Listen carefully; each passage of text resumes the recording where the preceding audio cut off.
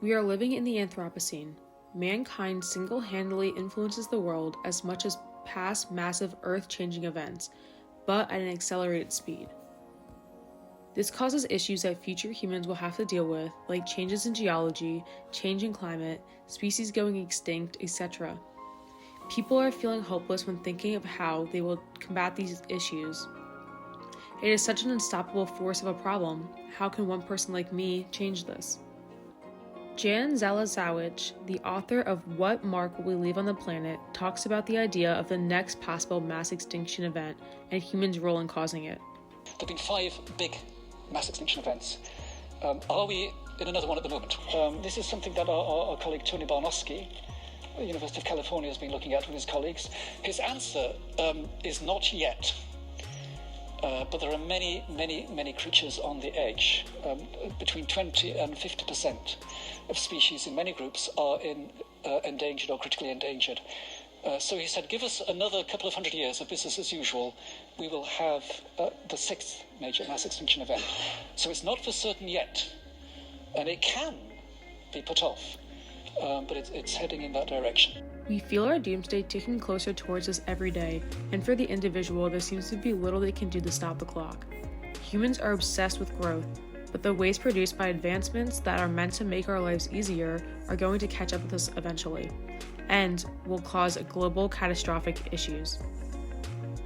Thinking of these issues is overwhelming. It causes people to have climate anxiety and emotionally and physically shut down. We do not like to think about the massive amount of world-altering issues that are happening around us 24/7, but we are also obsessed with knowing as much information as we can. It's like a metaphoric car crash. We cannot look away even though it makes us uncomfortable. So to feel like they have some control in their lives, people are escaping into media, craving for a distraction, and superhero media is at an all-time high. Superheroes offer many people a security blanket to protect them from real-world issues. Will superheroes save us from mass extinction? No, but can they save us from the existential dread of climate change ending the world? For some people, yes. It is an easy way to switch your brain from thinking about real-life disasters to fictional disasters, and it is comforting watching heroes fix these fictional disasters. Abigail Moore talks about the reasons behind superheroes' spikes in popularity in her article, Avengers in the Void: Why We Need Superheroes. When superheroes first rose to popularity in the 1930s, people wanted heroes to be an example of a better world. People were still dealing with the aftershocks of World War I and the Great Depression.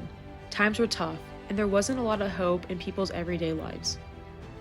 This led to people's obsession with superheroes like Superman, who would wear bright-colored costumes, protect the people of Metropolis from crime, and is the embodiment of the utopia of mankind.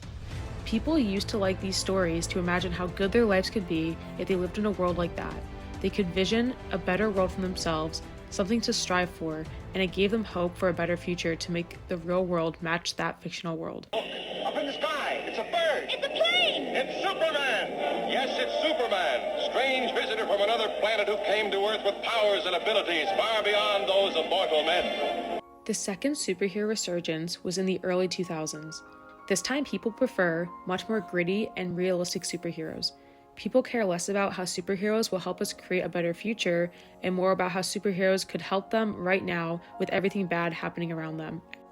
In the 21st century, people are not just worried about what is happening in their own city, but what is happening across the world. We have access to the news from across the globe. We know that humans are affecting the entire globe with our production, waste, fossil fuels, invasive species, etc. So we are more worried than ever before, and we need more reassurance than ever before, and we have found that superheroes can relate to us and help us feel more comforted. The first example of superhero media to do this was in the 1984 Watchmen comic. The superheroes were deconstructed and brought down to our level. They were also dealing with the real-world issues. In 2009, The Dark Knight Rises cemented the popularity of gritty heroes. Batman saves Gotham from the Joker, who is a representation of our own problems, chaotic, unstoppable, and destructive. People felt that these stories were much more relatable and liked seeing heroes deal with the issues that we are dealing with in our real lives. It was a different form of escapism. Instead of hoping for a better future, we are now watching heroes deal with our problems for us instead of facing them ourselves. But in doing so, we no longer have a better future to look forward to. We are stuck in the present with them. We love watching how superheroes save people in their fictional worlds from destruction that they, and in turn, we cannot control. It is a spectacle that fuels obsession with real-life disasters, but with a reassuring twist. That being, it is a fictional world and a fictional hero. We wish we had an unstoppable force of these heroes to fly in and save the day for us. We think our lives would be better that way, but would this be true? We have a very high opinion of our favorite superheroes, but there is a disconnect that what they do to impact their world does not directly affect us. We watch superheroes save their fictional cities from destruction the same way we are obsessed with watching car crashes. We cannot look away, but we are glad that it is not us having to deal with it.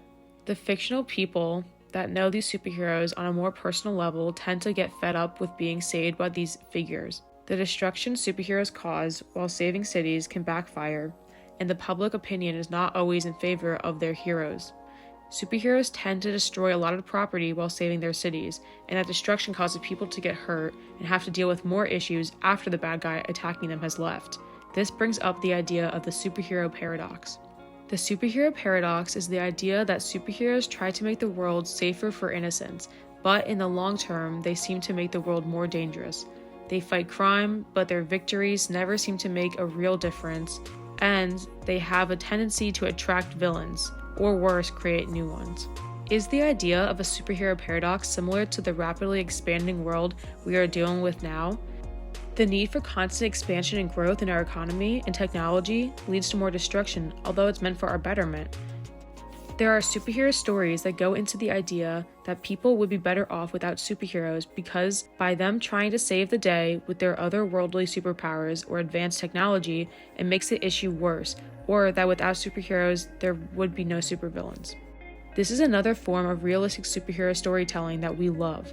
Some of the most popular superhero stories are ones that dive into this concept of unwanted heroes. This grounds the heroes for us and makes them less of an otherworldly superpower and more of a normal everyday person. It gives us a new perspective on who a hero is and what they can do for us in our real lives.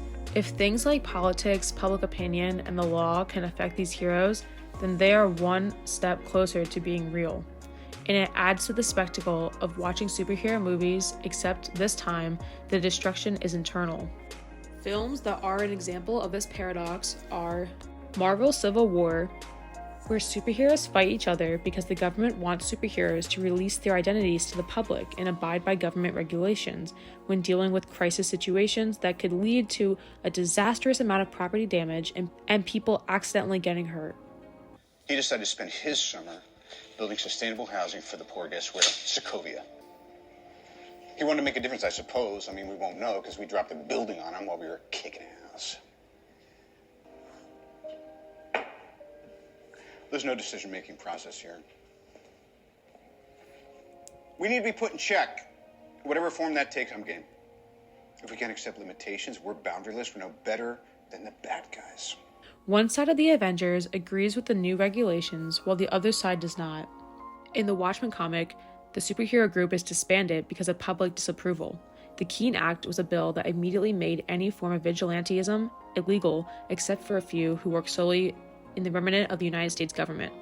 And in Disney's The Incredibles, the public opinion no longer thinks that they need superheroes because of superheroes causing damage to cities and saving people who don't want to be saved, which eventually makes superheroes retire and go into superhero prevention programs. In a stunning turn of events, a superhero is being sued for saving someone who apparently didn't want to be saved. The plaintiff, Oliver Sansweet, who was foiled in his attempted suicide by Mr. Incredible, has filed suit against the famed superhero in Superior Court. Mr. Sansweet didn't ask to be saved. Mr. Sansweet didn't want to be saved. And the injury received from Mr. Incredible's actions, so-called, causes him daily pain. Hey, I saved your life. You didn't save my life. You ruined my death. That's what Listen, my client has no further comment at this time. 5 days later, another suit was filed by the victims of the L train accident. Incredible's court losses cost the government millions and open the floodgates for dozens of superhero lawsuits the world over. It is time for their secret identity to become their only identity. Time for them to join us or go away. You never know what you have until it's gone, And usually in these stories, the public learns their lesson and realizes superheroes were the best option all along, with Iron Man needing Captain America's help later on to fight Thanos, who is the biggest world-ending threat yet, the Watchmen saving the world, with Ozymandias destroying New York City, but saving the rest of the world in the process from nuclear destruction, or the Incredibles saving the city when a supervillain returns and the police or army are not equipped to handle it. Could this happen in our real-life scenarios? Could the system we complain so much about actually be in our best interest and we would miss them if they were gone? In the last few years, audiences have been complaining about superhero movies being too dark, and that they miss when superhero movies were more comic booky. It feels like it's long overdue to see superheroes soar once more and leave the trappings of our very real-world problems behind. With our day-to-day lives changing rapidly, and arguably not for the better, it may take our heroes to show us the way once again. Real life may not always end happily ever after, but maybe they can help us believe once again. So how does this all relate back to the Anthropocene and humans' effect on the planet? Fictional superheroes may not be jumping out of comic books to come save us, but they are a powerful resource and symbol to inspire millions of fans around the world. There are examples of real-life superhero campaigns to combat our real-life issues and inspire people to take action. The UN has a campaign called the Climate Action Superheroes, where they depict different ways to combat environmental issues as superheroes with names like the Truth Talker, the Fume Fighter, the Green Guide, and the Recycle Ranger. These superheroes are meant to empower people and let them feel like there is hope to save our world. Superheroes do inspire their fans to do better and to have hope, but using superhero media as a distraction from everyday life could be argued to be problematic. Is it a healthy way of coping with the real-world issues, or is it an unhealthy way of escaping from reality? Are superheroes just another consumer capitalist problem? Are people getting trapped into consumerism, buying merchandise for their favorite superheroes, watching movies produced by Hollywood giants like Disney and Fox that are not trying to deal with real-life issues because they are putting their energy towards fictional worlds? The consumerism of heroes adding to the overall problem that we are facing in the Anthropocene? Is superhero escapism a big issue that we should break away from, or are these stories helping us cope with the issues of today, teaching us to fight like our heroes for a better future? I think it depends on what the individual person does in their real life.